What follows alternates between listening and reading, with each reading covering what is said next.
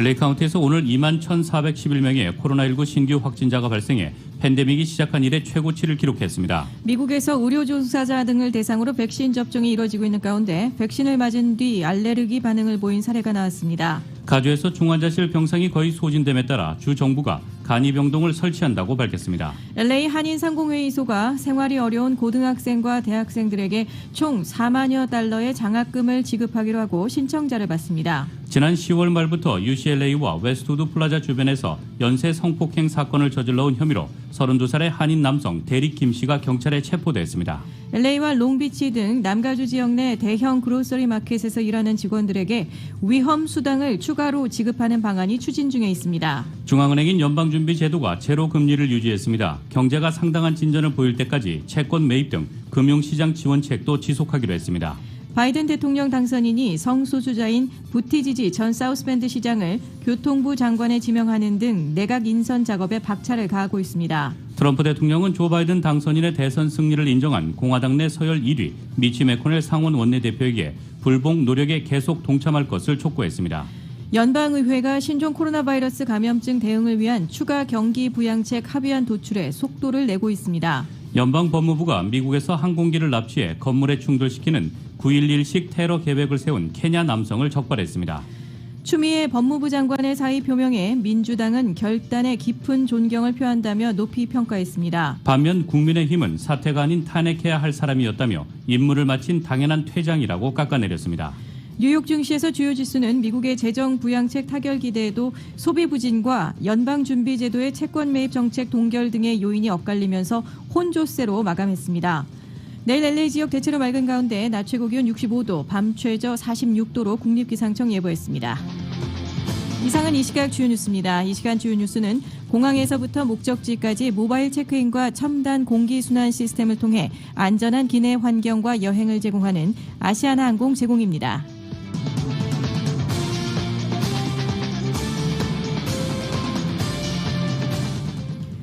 여러분 안녕하십니까? 김현주입니다. 안녕하십니까? 이균우입니다. 2020년 12월 16일 수요일 라디오 서울 이브닝 뉴스 1부입니다.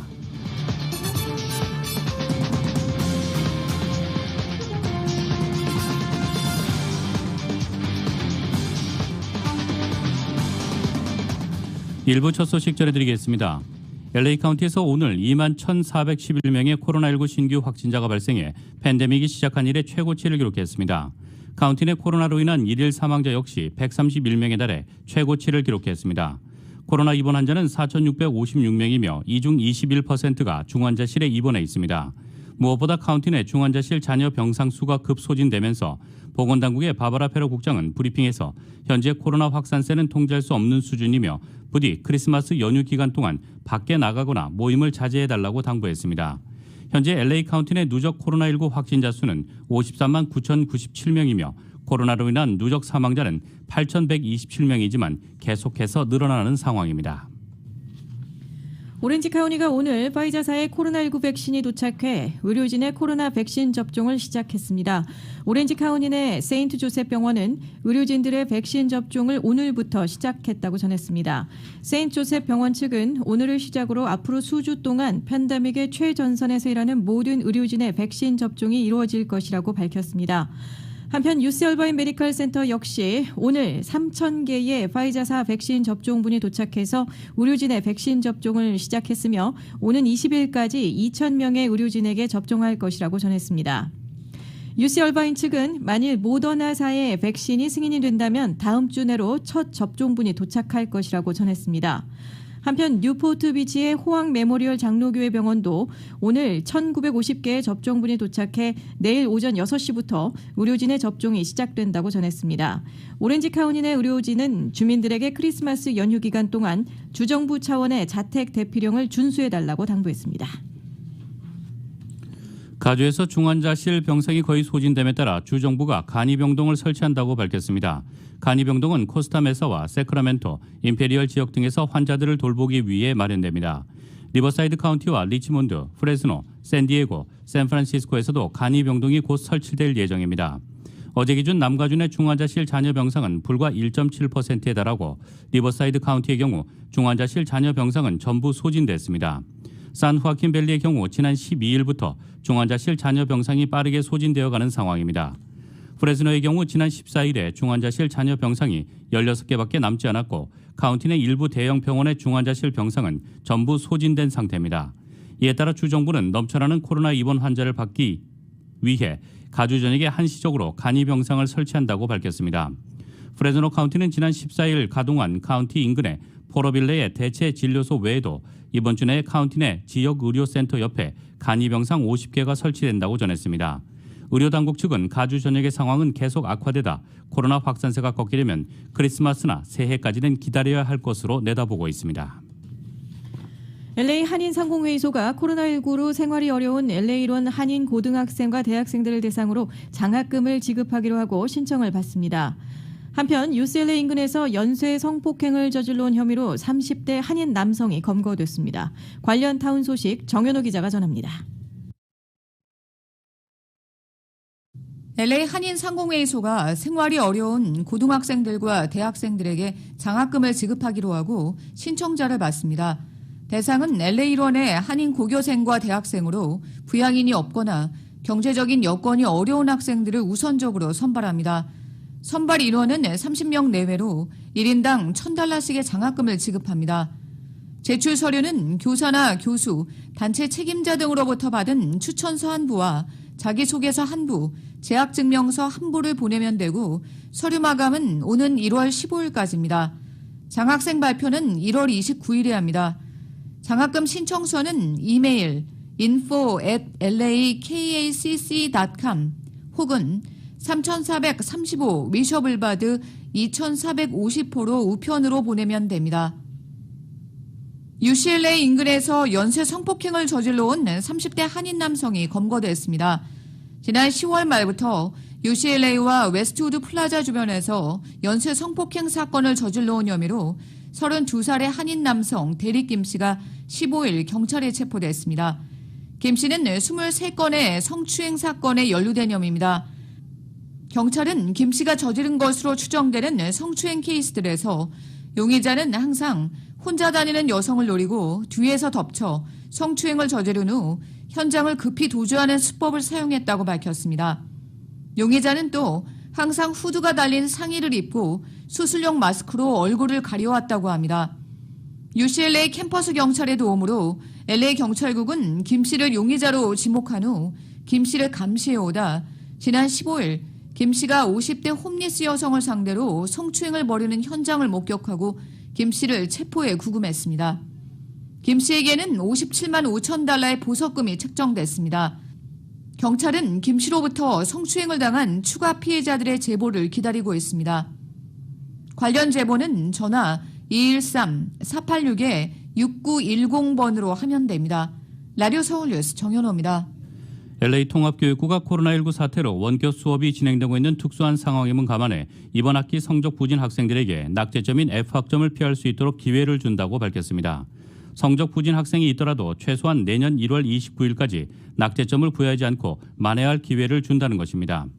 LA타임스는 전국에서 두 번째로 큰 LA 통합교육부가 밝힌 이번 조치는 코로나19 사태로 학생들의 가정 환경이 어려워지고 교육 시스템이 변한 가운데 학생들에게 돌아가는 불이익을 없애기 위한 노력이라고 전했습니다. 이 같은 조치는 LA 통합교육부에서 D와 F 등 낙제 학점을 받은 학생들이 증가하는 게 따른 것으로 보이기도 합니다. 낙제 학점을 받는 학생이 증가하는 추세는 전국적인데 이는 원격 교육 시스템으로의 전환이 주 원인으로 꼽히고 있습니다. 신문에 따르면 LA 통합교육부 내에서 특히 라티노와 흑인 학생, 장애가 있는 학생, 위탁 가정에 있거나 노숙 경험이 있는 학생, 영어가 부족한 학생들이 성적이 극적으로 떨어졌습니다. 또한 이번 LA 통합교육부의 방침은 특수한 상황임에도 이전과 같은 평가 기준을 적용해 학생들에게 불이익을 주는 일을 피하면서 학생들에게 학문적 지식을 증명할 수 있는 기회를 주는데도 목표가 있다고 매체는 전하고 있습니다. 이번 LA 통합교육부의 조치는 지난 봄학기 코로나19 사태로 학교들이 문을 닫았을 당시 방침이었던 낙제는 없다의 수정 버전이라고 신문은 전하고 있습니다. 지난 4월 LA 통합교육부는 낙제점 부여를 금지하고 문을 닫기 전날인 3월 13일 이전에 받은 학점보다 낮은 학점을 받은 학생이 없도록 지침을 내렸었습니다. 오렌지 카운티에서도 최근 LA 통합교육부와 비슷한 움직임이 있는데 최근 센타나 통합교육부가 학생들이 보다 쉽게 통과할 수 있도록 학점 시스템을 변경했습니다. 그러나 전반적으로 학생들의 학점 향상을 돕기 위한 조치를 취하는 교육부가 봄보다 줄어든 상황이라고 신문은 지적했습니다. LA 한인타운을 관할하는 LA 시의회 10지구의 마크 리들리 토마스 시의원이 지난 14일 온라인 취임식을 갖고 임기를 시작한 가운데 10지구 시의원 사무실에 한인 보좌관으로 킴벌리 조 씨가 발탁됐습니다. 킴벌리 조 씨는 리들리 토마스 시의원이 직전 직책인 LA 카운티 2지구 슈퍼바이저로 있을 때 예산 및 정보기술 담당 시니어 보좌관으로 일하던 재원으로 이번에 리들리 토마스 시의원을 따라 시의회 10지구 사무실에 합류하게 됐습니다. 조 씨는 UCLA에서 정치학 전공 및 공공정책 부전공으로 학사 학위를, USC에서 행정학 석사 학위를 각각 취득한 것으로 알려졌습니다. CBB은행이 코로나19 확산 예방을 위해 한인타운 청소년회관 KYCC에 마스크 32,500장을 전달했습니다. KYCC에 기부한 마스크는 오는 19일에 열리는 카니발 이벤트에서 취약계층이나 시민들에게 전달될 예정입니다. 지난 수주일 동안 CBB은행 직원들은 KYCC에 전달될 마스크가 담긴 박스를 예쁘게 포장하는 봉사활동을 적극 참여해 힘을 보탰습니다. 조앤김 CBB 행장은 코로나19 여파로 어려움을 겪는 시민들에게 조금이나마 도움이 되길 바란다며 지역사회와 상생하기 위한 공헌 활동에 더 앞장서겠다고 말했습니다. 한미은행 가디나 지점이 어제인 15일입니다. 20주년을 맞아 간단한 자축 행사를 열었습니다. 방문한 고객들에게 마스크를 선물로 제공하고 지점 직원들을 격려하는 시간을 가졌습니다. 한미은행은 20년 전인 2000년 당시에 빠르게 성장하던 이 일대 한인 인구와 기업체들을 서비스하기 위해 사우스베이 지역에 처음으로 이 지점을 오픈했습니다. 뱅크 오브 호프의 고석화 명예회장이 운영하는 고선재단이 비영리 봉사단체 17곳을 선정해 10만 2천 달러를 지급합니다. 매년 소외된 이웃을 위해 애쓰는 비영리 단체를 재정적으로 지원하고 이를 통해 커뮤니티 발전에 기여하고 있는 고선재단은 올해 각 봉사단체에 최소 2천 달러에서 최대 2만 달러에 이르는 지원금을 전달할 예정입니다. 특히 올해에는 코로나 팬데믹 기간 동안 노숙자 대책 마련과 의료 지원에 힘쓴 비영리 단체를 중심으로 지원을 강화했습니다. 따라서 올해에는 노숙자 문제로 다양한 활동을 펼치고 있는 유나이티드 웨이와 다운타운 최대 규모의 홈리스 센터인 더 미드나잇 미션 시더스 사이나이 암 연구센터와 UCLA 아동병원 연구소, 에필랩시 재단 장애인 치료 연구소, 자살 예방을 위한 상담을 진행하는 샬롬 라이프라인, 한인타운 노인센터, 한미 장애자 특수교육센터 등이 지원단체로 선정됐습니다. 이어서 미국 소식 전해드리겠습니다. 바이든 대통령 당선인이 성소수자인 부티지지 전 사우스밴드 시장을 교통부 장관에 지명하는 등 내각 인선 작업에 박차를 가하고 있습니다.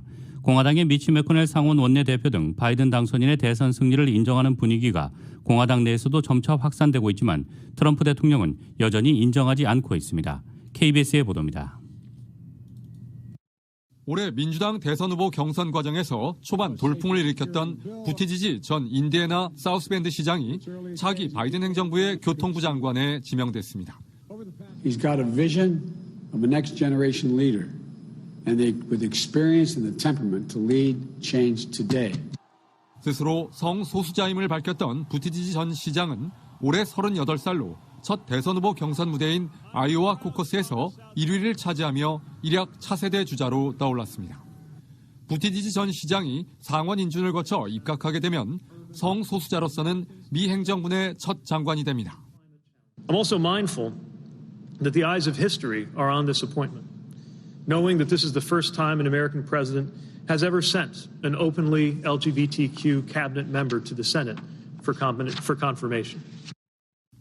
바이든 당선인은 이와 함께 제니퍼 글렌홀름 전 미시간 주지사를 에너지 장관에 또 연방정부의 기후변화 정책 조율을 위해 신설되는 이른바 기후차르지계는 지나 메카시 전 환경보호청장을 각각 내정했습니다.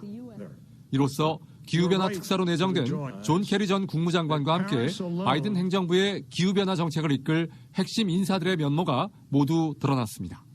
이런 가운데 미치 매코넬 공화당 상원 원내대표가 의회 연설을 통해 조 바이든 당선인에게 축하하고 싶다며 바이든의 승리를 인정했습니다. 해리스 부통령 당선자에 대해서도 미국인들이 처음으로 여성 부통령을 갖게 돼 자부심을 느끼게 됐다고도 했습니다. 하지만 트럼프 대통령은 공화당은 싸우는 법을 배워야 한다. 사람들은 화가 나 있다며 공화당 내 바이든의 당선을 인정하는 분위기가 확산되는 것에 대해 불편한 심경을 내비쳤습니다. 워싱턴에서 KBS 뉴스 김철영입니다. 도널드 트럼프 대통령이 조 바이든 당선인의 대선 승리를 인정한 공화당 내 서열 1위 미치 맥코널 상원 원내대표에게 포기하긴 이르다며 불복 노력에 계속 동참할 것을 촉구했습니다. 맥코널 원내대표의 승복 입장에도 트럼프 대통령이 불복 입장을 계속 이어가겠다고 한 만큼 공화당 내의 분열이 가시화할 것이라는 분석이 나오고 있습니다. YTN의 보도입니다. 도널드 트럼프 대통령이 소속된 공화당의 미치 맥코널 상원 원내대표는 대선이 치러진 지 42일 만에 바이든의 승리를 인정하고 축하의 메시지도 전달했습니다. 맥코널 원내대표는 이어 다음 달 6일 상하원 합동회의에서 공화당 상원 의원들이 이 일을 제기하지 말라고 촉구했다고 전해졌습니다. 척 슈머 민주당 원내대표는 공화당 원내대표의 승복 메시지를 소개하며 트럼프 대통령의 불복 입장을 에둘러 꼬집었습니다. So Leader McConnell today said that he acknowledged that Joe Biden will be president, and I am told he also, at his lunch with some others, urged members to just go forward, not to mess around with the Electoral College or any shenanigan. 맥코널 원내대표의 승복 발언이 전해지자 트럼프 지지층의 비난이 빗발쳤습니다. 사기 선거의 배후를 밝혀야 한다고 주장하는 린 우드 변호사는 맥코널을 반역자라 부르며 그에 대한 심판의 날이 다가오고 있다고 목소리를 높였습니다. 폭스뉴스 진행자 마크 레빈도 맥코널 원내대표의 정계 은퇴를 요구하는 등 거세게 반발했습니다. 트럼프 대통령은 자신의 트윗에 포기하기엔 너무 이르다고 말한 뒤 공화당은 싸우는 법을 배워야 한다고 거듭 강조했습니다. 이런 가운데 워싱턴 포스트는 바이든을 인정한 맥코널의 결정이 공화당 지도부의 균열을 가져왔음을 분명히 했다고 풀이했습니다. 맥코널 원내대표의 승복 발언이 대규모 선거 사기를 주장하며 선거 뒤집기에 노력해온 트럼프 캠프에 끼얹은 찬물과도 같다는 지적입니다. YTN 박철원입니다. 트럼프 대통령이 퇴임 후 플로리다주 palm비치에 거주할 것이라는 소식에 동네 이웃들이 반대 목소리를 냈습니다.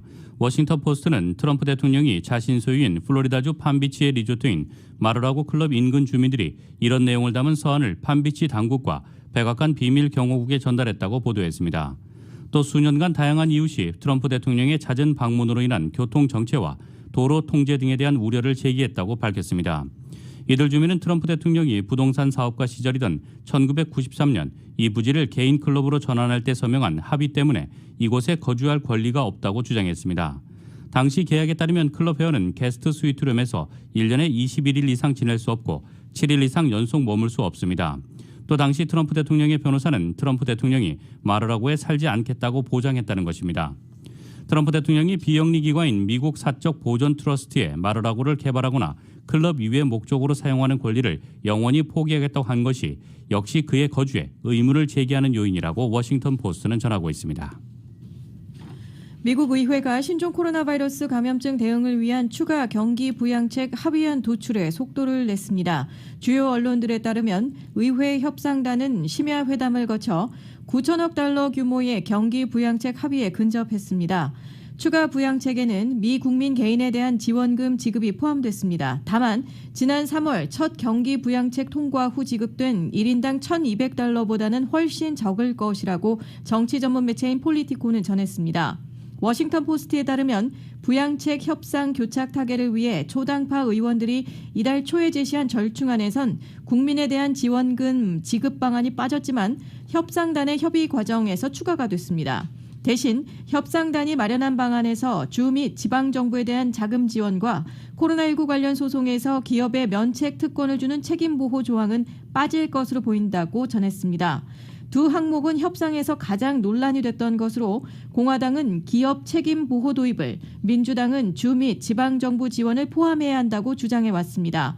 협상단은 또한 올해 코로나19 백신 배포와 관련한 법안에 지원 자금을 추가하는 것을 고려하고 있다고 워싱턴 포스트는 전했습니다. 정부가 미국에서 항공기를 납치해 건물에 충돌시키는 9.11식 테러 계획을 세운 케냐 남성을 적발했다고 밝혔습니다. 법무부는 알카에다 소말리아 지부에 해당하는 알샤바브 테러 조직의 일원인 케냐 국적의 콜로 압디 압둘라를 테러 관련 6개 혐의로 기소했다고 힐이 보도했습니다. 연방검찰은 압둘라가 지난해 케냐 한 호텔에 대한 치명적인 공격을 지휘했던 알샤바브의 사령관 명령에 따라 필리핀에서 조종사 훈련을 받고 공격 준비를 위해 공항 보안의 허점을 파악하려 했다고 설명했습니다.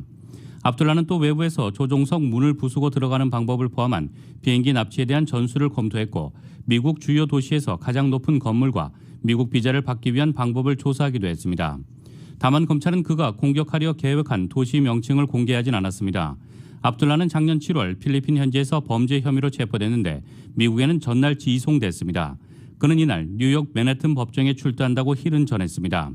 존 데머스 법무부 국가안보 담당 차관보는 무고한 이들을 희생시키려 항공기를 이용하려는 음모와 관련된 이번 사건은 과격 이슬람 테러범들이 미국에 계속 가하는 치명적인 위협을 상기시킨다고 말했습니다.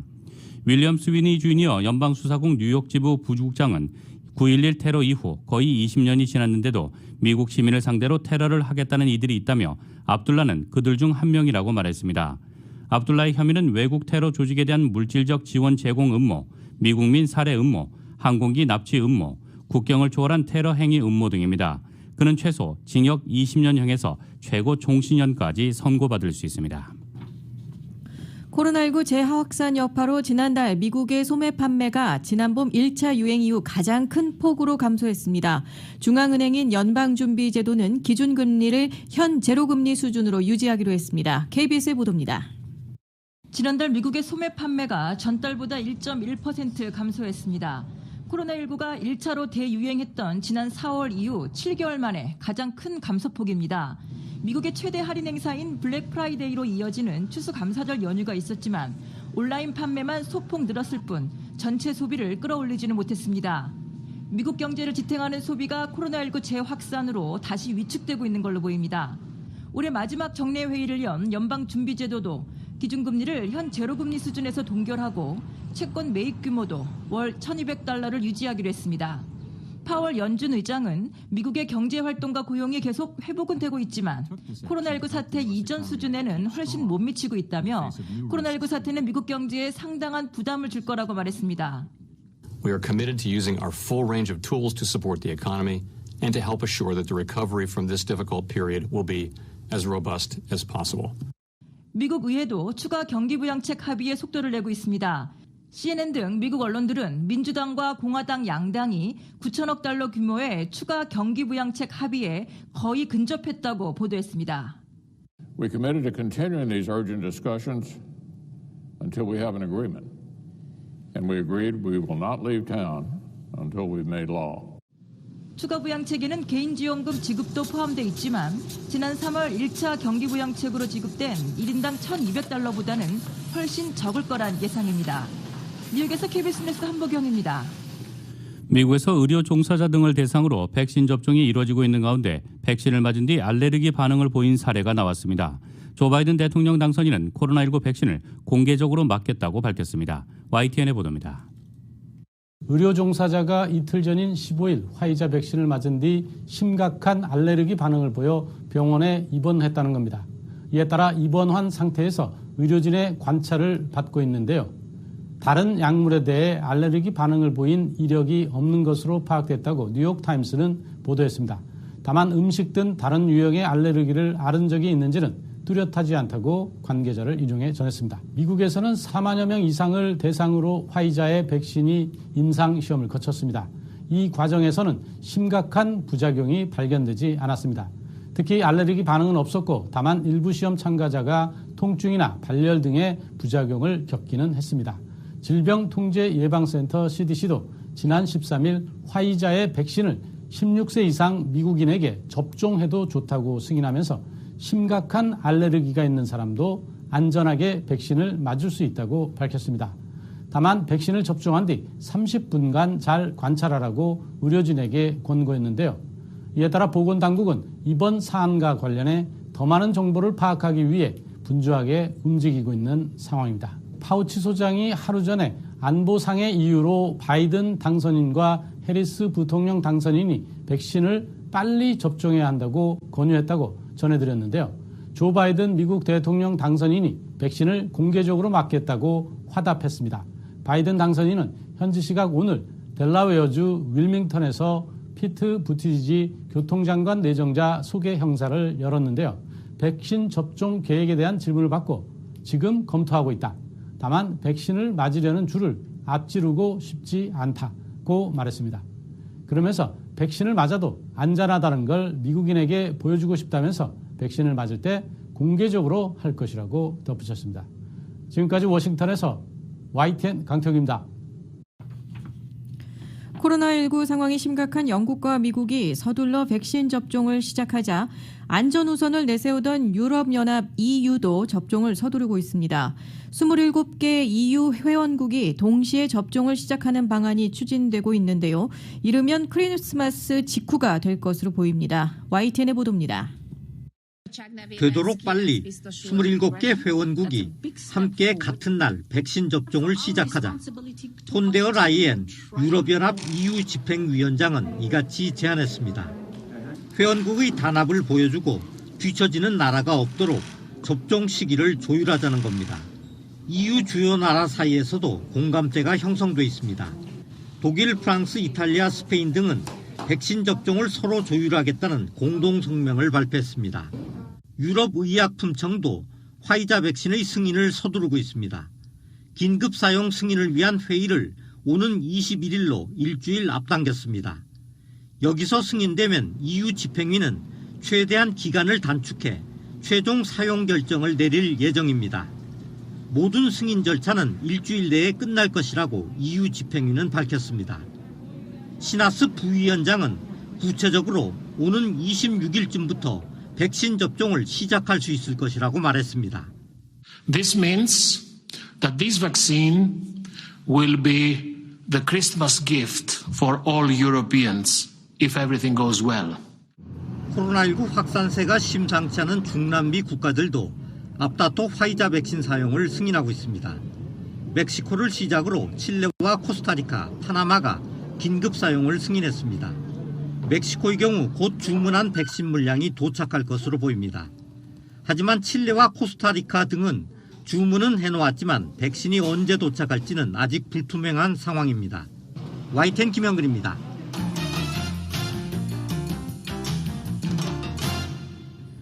로컬 소식 한 가지 전해드리겠습니다. 코로나 확산세가 심화되면서 LA시와 롱비치시 등은 대형 그로서리 마켓에서 일하는 종업원들에게 추가로 위험수당을 지급토록 추진 중에 있습니다. 이은 기자입니다. 남가준의 대형 그로서리 마켓에서 일하는 종업원들에게 위험수당을 제공하자는 움직임이 잇따르고 있습니다.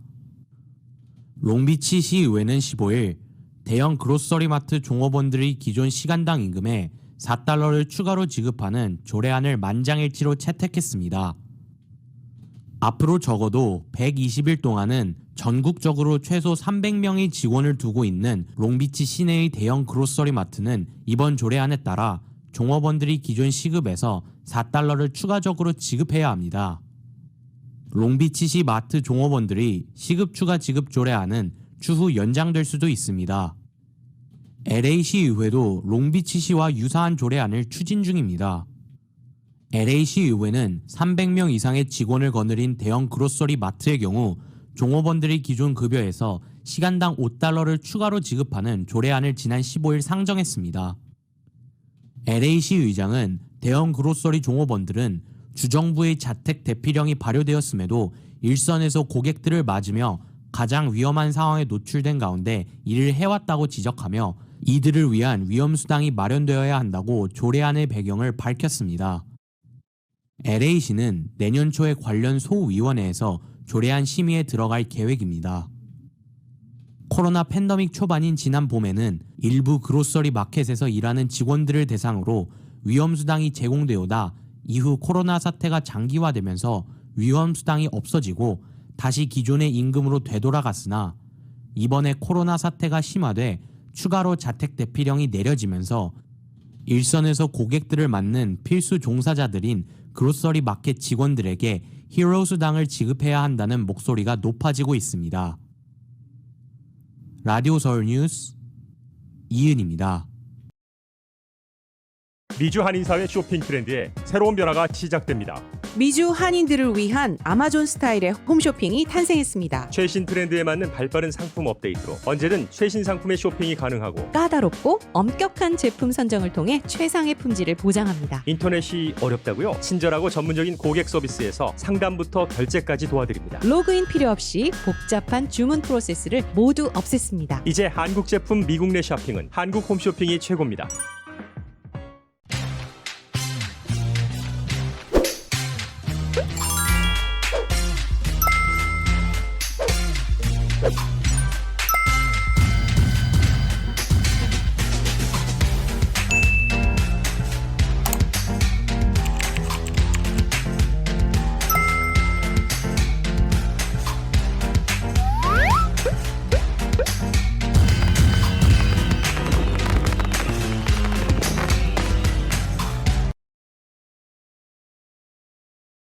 한국 소식 전해드리겠습니다. 윤석열 검찰총장은 이번 징계가 임기재 총장을 내쫓기 위한 불법 조치라며 강하게 반발했습니다. 이르면 오늘 징계를 취소해달라는 행정소송을 내면서 집행정지도 신청할 전망입니다. YTN의 보도입니다. 징계위원회에서 정직 2개월을 의결한 지 4시간 만에 윤석열 검찰총장은 징계에 불복하겠다는 뜻을 밝혔습니다. 윤 총장은 이번 징계를 임기재 검찰총장을 내쫓기 위해 위법한 절차와 사유를 내세운 불법 부당한 조치라고 규정했습니다. 검찰의 정치적 중립성, 독립성과 법치주의가 심각하게 훼손됐다고도 비판했습니다. 그러면서 헌법과 법률에 정해진 절차에 따라 잘못을 바로잡겠다며 법적 대응에 나서겠다는 뜻을 공식화했습니다. 변호인단도 행정소송에 들어가겠다고 밝히고 곧바로 소장 작성 등 준비에 돌입했습니다. 이르면 오늘 행정법원의 징계 처분에 대한 취소 소송을 내면서 집행정지를 함께 신청할 예정입니다. 대통령이 처분하는 공무원 징계는 행정소송을 낼 때 소속 장관을 피고로 합니다. 즉 문재인 대통령의 징계 집행에 대해 다투는 소송이지만 피고에는 법무부 장관이 이름을 올리는 겁니다. 직무집행 정지명령에 불복했을 때 집행정지를 먼저 신청했던 것과 달리 이번에는 본안소송과 집행정지를 함께 낼 방침입니다. 윤석열 총장은 추 장관의 징계 제청 이후 문재인 대통령의 재가가 나오기 전 대검찰청을 떠났습니다. 마지막 퇴근길에 별다른 소감을 밝히지 않았고 평소와 같이 지하주차장을 통해 귀가했습니다. 업무 시간에는 전국 검찰청에 코로나19 확산에 대응해 소상공인 소환조사를 자제하라는 등의 특별 지시를 내렸고 형사사법제도 변화를 국민에게 설명하는 안내문도 배포했습니다. 이번에도 법원에서 집행정지를 인용한다면 윤석열 총장은 다시 업무에 복귀할 수도 있습니다. 그러나 결과를 예단할 수 없는 데다 법원 판단이 나오기까지 시일이 걸리는 만큼 검찰총장 공백 사태는 피할 수 없게 됐습니다. YTN 강희경입니다. 추미애 법무부 장관의 사의 표명에 민주당은 결단의 깊은 존경을 표한다며 높이 평가했습니다. 반면 국민의힘은 사퇴가 아닌 탄핵해야 할 사람이었다며 임무를 마친 당연한 퇴장이라고 깎아내렸습니다. YTN의 보도입니다. 더불어민주당은 추미애 법무부 장관의 사의 표명을 결단이라며 한껏 추켜 세웠습니다. 검찰개혁의 소임을 충실히 이행했고 고위공직자 범죄수사처 출범에도 큰 성과를 남겼다는 겁니다. 검찰개혁과 권력기관 개혁에 역사적 초석을 놓은 추미애 장관의 결단에 깊은 존경의 마음을 표합니다. 그러면서 이제는 검찰이 화답할 차례라고 화살을 돌렸습니다. 대통령이 징계를 제거한 만큼 윤석열 총장은 결과를 겸허히 받아들이고 자숙과 성찰하는 모습을 보여야 한다고 요구했습니다. 반면 국민의힘은 추 장관은 사퇴가 아니라 탄핵의 대상이라고 깎아내렸습니다. 미리 악역을 막기로 짜맞춘 만큼 사의 표명에 큰 의미를 두지 않겠다고도 밝혔습니다. 사의 표명은 대통령의 말처럼 결단이 아니라 임무 완수를 마친 이에 당연한 퇴장, 그 이상 그 이하도 아니다. 그러면서 지금은 목적을 달성했다고 웃고 있을지 몰라도 국민과 역사의 분노에 직면할 것이라고 경고했습니다. 정의당은 추 장관의 사의 표명을 끝으로 법무부와 검찰 대립으로 인한 국정 혼란은 마무리돼야 한다면서도 윤 총장의 징계 제가가 검찰개혁의 완수는 아니라고 선을 그었습니다. 국민의당은 추 장관의 사의 표명을 야반도주에 비유하면서 문 대통령이 이를 미화하고 있다고 지적했습니다. YTN 최아영입니다. 문재인 대통령이 최근 방문했던 공공임대주택이 실상과 동떨어지게 연출됐다는 지적이 제기됐습니다. 방문 직전 4천만 원 가까이 들여 집을 꾸민 사실이 드러났는데 LH는 가구만 빌려다 놓았다며 본보기 주택으로 활용할 것이라고 해명했습니다. YTN의 보도입니다. 지난주 문재인 대통령이 방문한 경기 화성의 공공임대 아파트입니다. 아이방에는 전용 침대와 책상, 장롱이 꼭 맞게 배치돼 있고 거실엔 식탁은 물론 화분과 액자, 커피 같은 물품까지 놓여 있습니다. 초보가 쓰기에는 아주 이런 부분가 아기자기하게 재밌게 설계했던 이런데 정말 그 설계하시는 부분으로 수고하는 사람들이 많겠는데요. 이렇게 집 두 채를 꾸미는 인테리어 명목으로 LH가 투입한 돈이 4천만 원. 모두 대통령 방문 직전 이뤄졌습니다. 해당 주택이 보증금 6천여만 원에 월세가 20만 원 남짓인 점을 고려하면 보증금의 70%로 집을 꾸민 셈입니다. 게다가 이 아파트 단지는 전체 가구의 4분의 1이 비어있고 하자 신고가 한 달에 한 건꼴로 접수되는 상황. 그런 시간과 예산은 대통령이 아닌 집이 없는 국민분들을 위해서 진작에 썼어야 하는 거였다고 생각을 합니다. 정의당도 일회성 행사에 돈을 쓰기보다 제대로 된 주거정책부터 마련하라고 비판했습니다. 연출된 공간보다 최저주거 기준 상향 조정 등 현실에 부합하는 정책부터 챙기길 촉구합니다. LH는 인테리어 공사를 한 건 아니라며 본보기 집으로 계속 활용할 예정이라고 해명했습니다. 가구, 가전, 이렇게 살기 위해서 연출하는 거 있잖아요. 그 비용이에요. 도배라던가 아니면 타일 시공이라던가 이런 거. 시공은 없었어요. 네, 다른 집이랑 똑같아요. 하지만 아파트 모형과 홍보 영상 제작 등 행사 비용으로 애초에 잡았던 예산만 4억여 원. 코로나19 사태로 축소됐다지만 LH가 해야 할 일은 뒷전으로 미룬 채 대통령 방문에 맞춰 보여주기에 급급했다는 비판은 피하기 어려워 보입니다. YTN 부정원입니다. 휴가 뒤에 코로나19에 감염되는 장병이 늘자 국방부가 강화된 조치를 내놓았습니다. 군 병원이 코로나 전담 병원으로 전환되고 있는 가운데 감염이 속출하는 수도권 방역 전선에서는 군 병력 1,000명 정도가 추가로 투입됐습니다. YTN의 보도입니다. 서울역 광장에 마련된 임시선별 검사소. 이곳을 포함해 수도권 160개 검사소에 육군 수도방위 사령부 병력 960여 명이 추가 투입됐습니다. 지역 예비군 지휘관과 상근 예비역들로 구성된 군 인력은 앞으로 3주 동안 검사소 안내와 드라이빙 스루 검사 통제 임무를 지원합니다. 군 내 코로나19 확산을 막기 위한 조치도 강화됐습니다. 국방부는 수도권에 휴가를 다녀온 간부와 병사들은 선별 검사소에서 검사를 받도록 권고하고 복귀 뒤 2주간 예방적 관찰 혹은 격리 조치를 하기로 했습니다. 다른 지역에 휴가를 다녀온 간부는 2주간 예방적 관찰과 필요시 군 병원에서 검사하고 병사들은 복귀 뒤 별도 공간에서 예방적 격리에 들어갑니다. 현재 코로나 위기를 절체절명의 상황으로 인식하고 국민을 위한 군으로서 국민의 생명과 건강을 지키는데 총력을 다할 것을 강조합니다.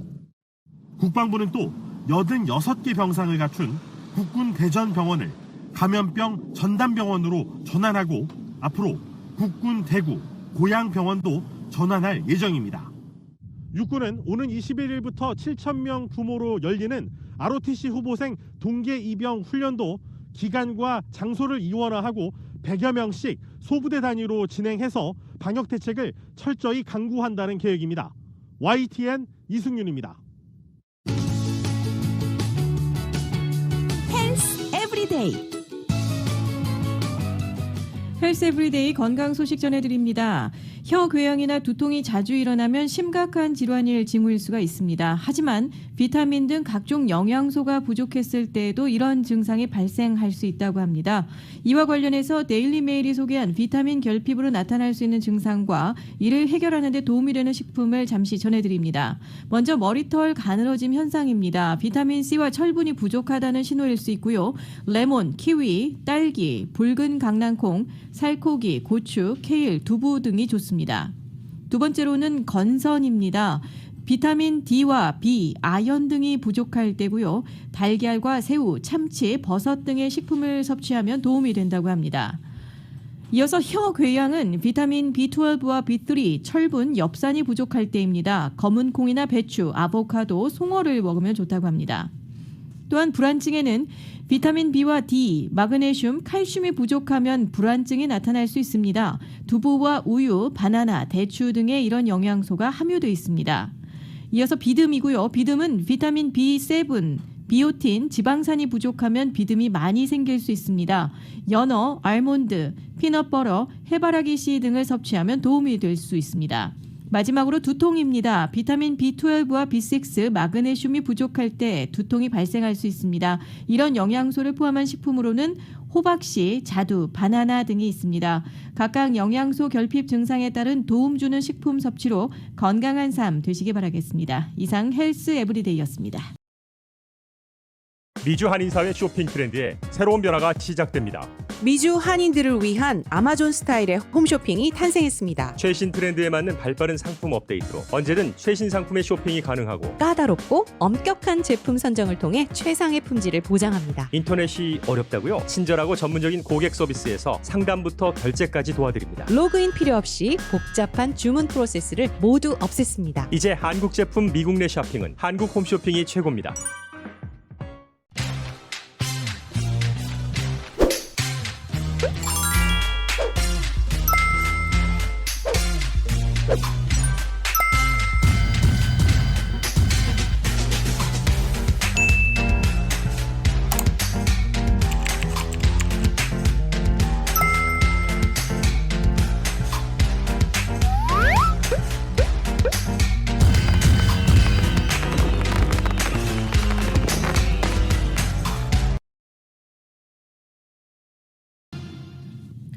증권 소식 전해드립니다. 뉴욕 증시에서 주요 지수는 미국의 재정 부양책 타결 기대에도 소비 부진과 연방준비제도의 채권 매입 정책 동결 등의 요인이 엇갈리면서 혼조세를 나타냈습니다. 뉴욕 증권거래소에서 다우존스 산업평균 지수는 전장보다 44.77포인트인 하락한 3154.54에 거래를 마쳤습니다.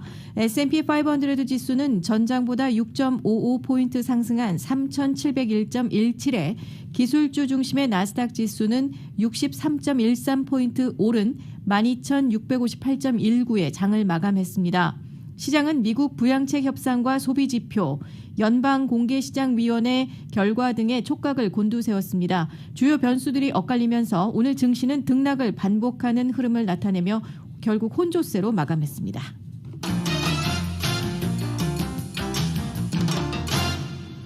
국제유가는 미국의 원유 재고 증가 소식에 오름세를 이어갔습니다. 뉴욕 상업거래소에서 내년 1월 인도분 서부 텍사스산 원유는 배럴당 0.4% 오른 47.82달러에 거래를 마쳤습니다. 런던 ICE 선물거래소의 내년 2월물 브렌트유는 현재 배럴당 0.5% 오른 51.02달러에 거래되고 있습니다. 에너지정보청에 따르면 지난주 미국의 원유 재고는 310만 배럴 줄어들어 전문가 전망치 190만 배럴 감소를 웃도는 감소폭을 기록했습니다. 미국의 의회가 추가 재정부양 패키지법 타결을 위한 막바지 협상에 나서고 신종 코로나 바이러스 감염증 백신 접종이 시작된 것도 유가에 긍정적인 영향을 미쳤습니다. 국제 금값은 소폭 올랐습니다. 뉴욕 상품거래소에서 내년 2월 인도분 금은 온스당 0.2% 상승한 1859.10달러에 장을 마감했습니다.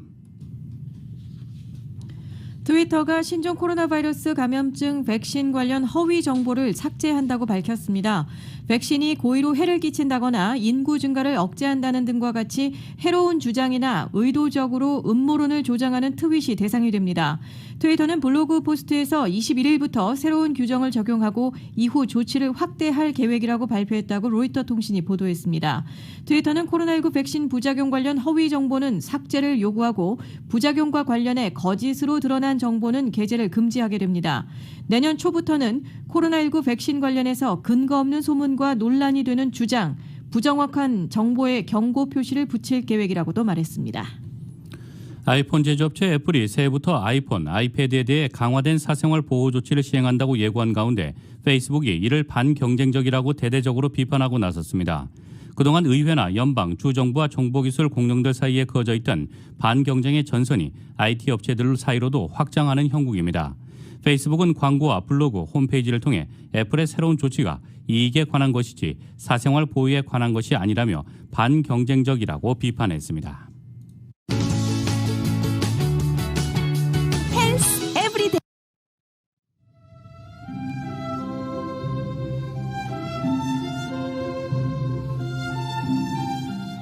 오늘 밤과 내일의 날씨 전해드리겠습니다. 포근한 가운데 약간의 바람 불고 있는 남가주 일원, 오늘 밤에도 맑은 하늘 이어지면서 40도대의 밤 최저 기온 전망됩니다.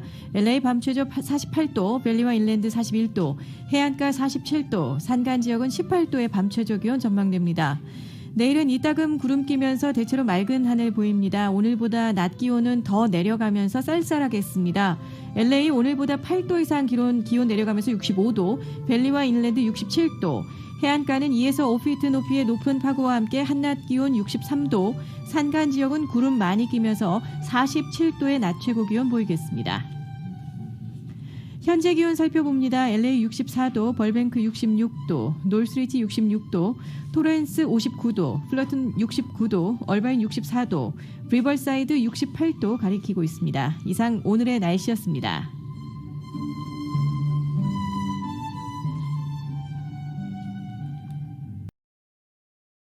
지금까지 진행의 이균우, 김현지였습니다. 편안한 저녁 보내시기 바랍니다. 고맙습니다.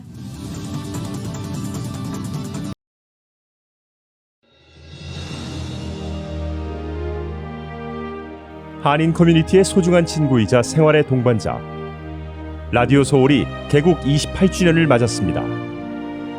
1903년 한인들이 하와이에 첫 발을 내디딘 이래로 미주 한인 커뮤니티는 지금껏 쉼없이 성장해 왔습니다. 부딪히고 좌절하고 힘겨울 때 우리에게 가장 큰 힘이 되어준 것은 서로를 향한 격려와 응원이었습니다. 한인 커뮤니티와 더불어 성장한 라디오 소울. 라디오 소울의 28년은 우리의 이민 역사와 맥을 같이 합니다. 세상의 모든 이야기를 담으려는 라디오 소울 방송은 우리가 함께 만드는 우리의 이야기입니다. 사람과 사람을 이어주는 라디오 소울 1650. 청취자와의 소통만으로 기뻤던 1992년. 그리고 28년이 지난 지금 라디오 소울은 멀티미디어 그룹으로 거듭났습니다. 1992년 첫 방송을 시작한 이후 FM 라디오, 모바일 서비스를 거쳐 보는 라디오, 라디오 서울 TV, 라디오 서울 유튜브, 한국 TV 채널, 한국 홈쇼핑 등 시대의 변화와 애청자의 요구에 부합하는 미래지향적인 라디오 서비스로 만들어가고 있습니다. 특히 코로나19 바이러스가 가져온 세계적인 팬데믹은 우리의 삶의 방식을 바꿨으며 다가올 미래에는 더욱 진화된 방송이 요구될 것입니다. 이에 라디오 서울 방송은 다가올 새로운 시대를 대비하여 N스크린 멀티 디바이스 방송으로 다시 태어났습니다. 때와 장소를 불문하고 어떠한 기기로도 듣고 볼 수 있는 방송이 라디오 서울이 추구하는 N스크린 멀티 디바이스 방송입니다. 24시간 늘 깨어있는 방송, 눈과 귀가 함께하는 방송, AM 1650, FM 106.3 라디오 서울 방송. 미국 내 다양한 이슈를 생생하게 전달하는 강혜신의 오늘의 미국. 기분 좋은 아침, 반짝이는 하루를 선사하는 이영돈 선우의 좋은 아침, 좋은 하루. 나른한 오후 활력을 전하는 싱글벙글쇼와 라디오 콘서트. 빠르고 정확한 뉴스, 지구촌 소식을 실시간 전하는 모닝뉴스와 이브닝 뉴스. 한국 TV와 유튜브로 이원 방송하는 조희정의 한국 홈쇼핑 리뷰. 라디오 서울은 당신의 또 다른 가족입니다. 사람과 사람을 이어주는 방송, 들으면 행복해지는 라디오 서울. 지금까지의 28년이란 밑거름을 통해 앞으로 희망이 이루어지는 아름다운 세상을 만들어 가겠습니다. 라디오 방송의 한계를 넘어 N스크린 방송으로 더 멀리, 더 높이 세상 보는 눈을 키우는 최고의 방송, 라디오 서울.